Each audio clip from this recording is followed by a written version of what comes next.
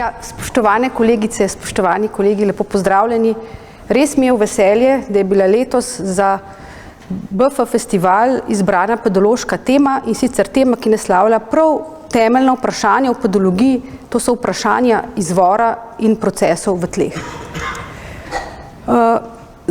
To temo pravzaprav že nekaj let razvijamo s kolegi geologi, in sicer največ s kolegico iz oddelka za geologijo Naravoslovno-tehniške fakultete, profesorico Nino Zupančič, ki je tudi danes tukaj in bo morda potem na voljo še kakšna dodatna geološka vprašanja. Žal pa ni z nami našega kolega Roka Torniškega. Zakaj smo izbrali pravzaprav raziskovanje tal na apnencih? Zato, ker je geneza tal na apnencih zelo kompleksna, ne moremo jo pojasniti samo z nalaganjem netopnega ostanka, ampak pri nastajanju tal sodelujejo tudi drugi procesi, predvsem doprinos eolskega materijala in pa tudi doprinos drugega materijala, ki ga najdemo med plastmi apnencov in pa paleozaokraselih sedimentov in pa paleotal. Tla na apnencih pa so zanimiva za Slovenijo tudi zato, ker 40% slovenskega ozemlja pokriva ta matična podlaga in je to pravzaprav zelo razširjeni talni tipi v Sloveniji.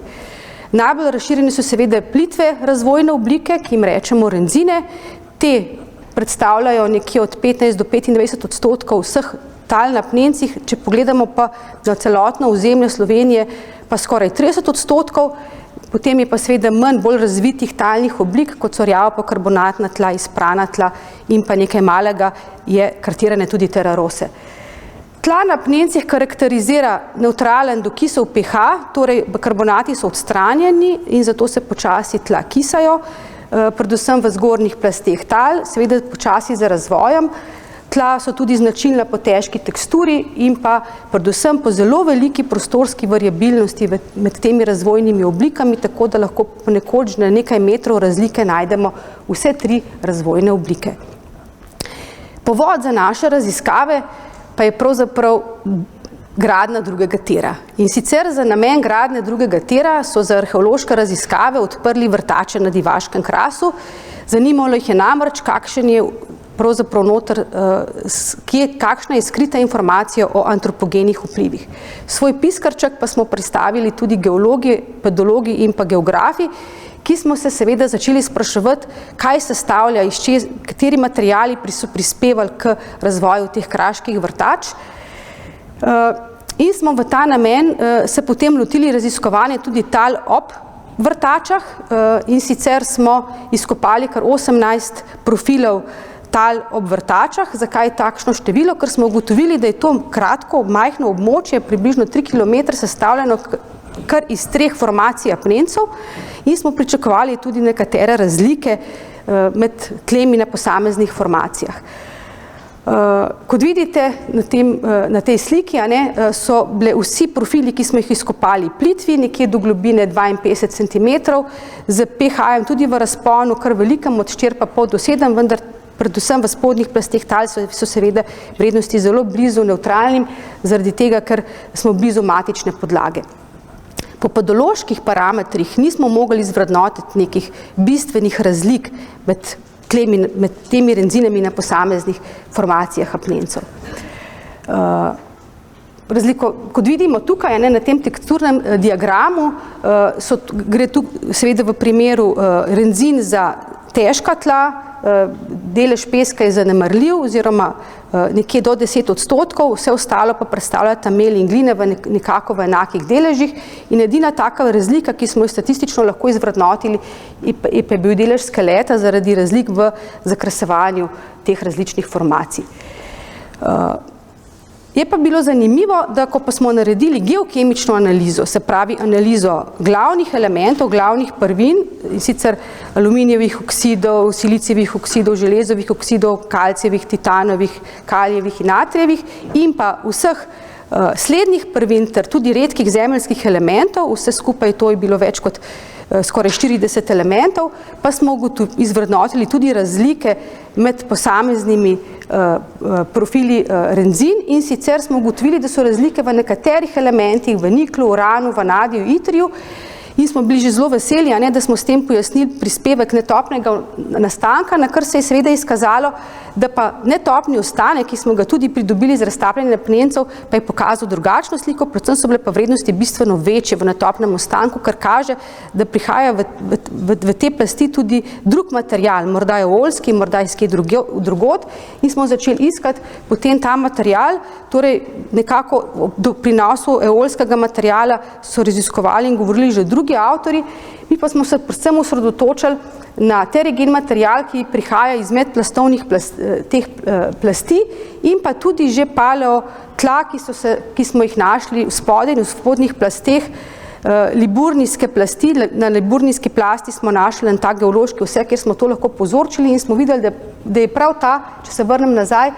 Terra Rosa, ki je tukaj označena z trikotničkom, najbolj pojasnila sestavo teh rencin in na nek način smo pojasnili, da je ta material tudi ključen pri sami formaciji tal. In seveda na osnovi teh elementne sestave smo s pomočjo diskriminantne analize tudi ugotovili, da je ta material v vrtačah najbolj podoben tlem v okolici. Bistveno manj kot tlem flišnih skladov, namreč pojavljale se hipoteze, da je lahko močen eolski doprinos materijala iz fliša in to smo nekako pokazali, da ne v takem obsegu, sicer so podatki za vrtače, te modre pikice nekoliko približane, se premikajo proti flišnim skladom, vendar ne v takem obsegu, kot se je sprva pričakovalo. No, v nadaljevanju pa smo se potem lotili še bolj razvitih talnih profilov in sicer izpranih tal, namreč v našem pedoklimatskem okolju, kjer imamo veliko padavin, so ti procesi lahko zelo intenzivni in premeščajo snovi iz zgornjih plasti v spodnje in seveda stalno nam zakrivajo in skrivajo sledi izvornega materijala. Tukaj smo se seveda mogli zateči v gozd, kjer smo se seveda hoteli izogniti maksimalno človekovemu vplivu in iskali profile izpranih tal. Razširili smo se na celotno območje Dinarskega krasa, od Bele krajine, Dolenjskega podolja, Kočevskega proti Postojni in sicer smo nekako želeli zajeti celotno to območje. Vidimo, da povprečne padavine kažejo, da je padavin dovolj in smo lahko pričakovali izrazite iluvialne procese in to smo seveda potem tudi dejansko potrdili že na terenu z morfološkim opisom tal. Z prstnim preizkusom smo izsledili te razlike med obogatenimi B horizonti proti izpranimi E horizonti. Videli smo tudi, da se ti profili razlikujejo po barvi, nekateri so bili zelo izrazito rdeči, nekateri po celotnem profilu, nekateri pa samo v spodnjih plasteh tal, kar nam je seveda tudi dalo misliti, da imamo morda spodaj dvoslojnost tal, se pravi tla, ki so bila že nekoč formirana in so bila potem prekrita z nekim drugim materialom. No, teksturna analiza je seveda potrdila to teksturno diferenco, delež peska je še manjši, tokrat res zanemrljiv, nekaj odstotkov. Vidimo močno obogatene, tukaj na tej sliki se vidi na teksturnem trikotniku, močno obogatene B horizonte, ki so imeli lahko tudi do 80% gline in pa seveda z manj gline E horizonte in pa ta razmerje med E in B te horizonti je bil 1,24 proti 2 do 2,2, kar pomeni, da dejansko oziroma obratno, glina v B te horizonti proti glina v E horizontu je 1,24 proti 2,2, kar pomeni, da tudi dosegajo kriteriji za izpranost tal, tako po naši kot po vrhu klasifikaciji, kjer je ta pogoj 1,4. Izstopalo je pa nekaj profilov z zelo veliko teksturno diferenco in sicer profil 1 in 10 preko 2 in profil 2 in 4 preko 1,6, zato smo tudi v teh horizontih pričakovali morda še kakšne druge izsledke. No, temu spiranju sledi potem tudi spiranje bazičnih kationov, kar kaže razporejanje V vrednosti, torej zasičenosti z bazičnimi kationi po profilu, kajti poleg gline se izpirajo in potem premeščajo tudi kalcijevi ioni, ki prispevajo k bogatenju sorptivnega dela tal z bazičnimi kationi. In pa ugotovili smo, da je material zelo preperel, kar vidimo v tem spodnjem diagramu, torej mnogo bolj preperel, kot je nekako povprečna preperenost celinske zemeljske skorje. Analiza slednjih prvin je potrdila nekako to ujemanje med podološkimi parametri in pa geokemično informacijo, in sicer smo s klastersko analizo zelo dobro ločili A horizonte in jih povezali z kazalci, z sledilci, ki izhajajo iz geokemične analize, E horizonte in BT horizonte, in tudi mikromorfološke analize, ki to so pa te fotografije tukaj na desni, lepo kažejo dejansko prisotnost naprane gline. Torej, glina se je nalagala v spodnjih plasteh, vidimo na zgornji slikci na stenah talnih por, na spodnji slikci pa vidimo to odlaganje gline v tleh, pravzaprav kot večkratno dejanje. Vidite, da se ta naložena glina pač kaže v več različnih odtenkih. Še vedno pa nismo našli sledi oziroma dokaza tega drugačnega materijala oziroma dvoslojnih tal, zato ker pedologija stalno zakriva in briše sledi izvornega materijala, zato smo se tukaj lotili pa še nekoliko drugače, in sicer smo začeli računati razmerje med posameznimi elementi in gledali razmerje tudi med horizonti. In smo pričakovali, da če gre za zvezdne prehode, mora biti med zaporednimi horizonti, so ta razmerja blizu 1. Kar se je pa izkazalo, da v nekaterih primerih ni tako, da so močno odstopali od 1, in to so bili ravno v tistih profilih, ki smo jih že tudi z morfološkim opisom prepoznali kot možnost, da vsebujejo dvoslojnost. Se pravi P1, P10, pa tudi deloma P2 in P4. No, naj za zaključek povem, da pa ta skupina, to nismo prvi pedologi, ki se v Sloveniji ukvarjamo s temi vprašanji, že prva generacija pedologov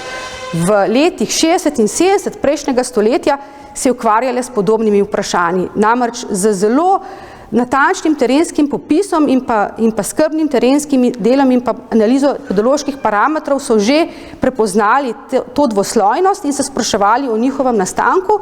seveda pač z omejenimi analitskimi postopki.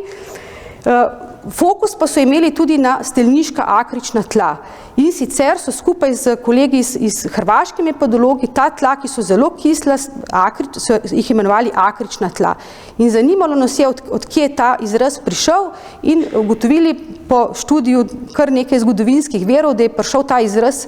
iz FAO klasifikacije iz leta 1963. In takrat morda so ta tla še ustrezala tem kriterijem, danes pa žal ne ustrezajo več. Torej, čeprav današnja pedološka karta in tudi nedavne mednarodne publikacije, ki govorijo o tleh v Sloveniji in tudi o tleh na Hrvaškem, še uporabljajo ta izraz, pa smo ugotovili, da Akrisols po sedanji mednarodni klasifikaciji pač nekako ne ustreza tem tlem, in sicer namreč kakšne so zahteve, torej poleg tega, da vsebujajo argični iluvialni horizont, ker ta tla vsebujajo, mora biti nasičenost z bazičnimi kationi pod 50%, in pa gline morajo biti zelo preperele, z zelo majhno kationsko izmenjalno kapaciteto. Mi smo sicer videli, da so naša tla zelo preperena, vendar pa je izračun pokazal, vzeli smo vse podatke pedološke karte od izbranih tal in smo ugotovili, da niti eden od teh profilov pravzaprav ni zadostil temu kriteriju, da bi bila kationska izmenjalna kapaciteta tako nizka. Kar seveda zdaj postavlja pred nas neko dilemo, ali menjati izraz akričnost v naši slovenski pedološki literaturi, da ne bo zavajajoča za tuje bralce, ali nekako drugače to zadrego s klasifikacijo rešiti. Skratka, dela za naprej nam ne zmanjka, tako na raziskovalnem področju, kot seveda tudi v komunikaciji pedološkega društva. S tole sliko, ki kaže, kako izgleda naše pedološko delo, pa zaključujem tole predavanje in se zahvaljujem za pozornost.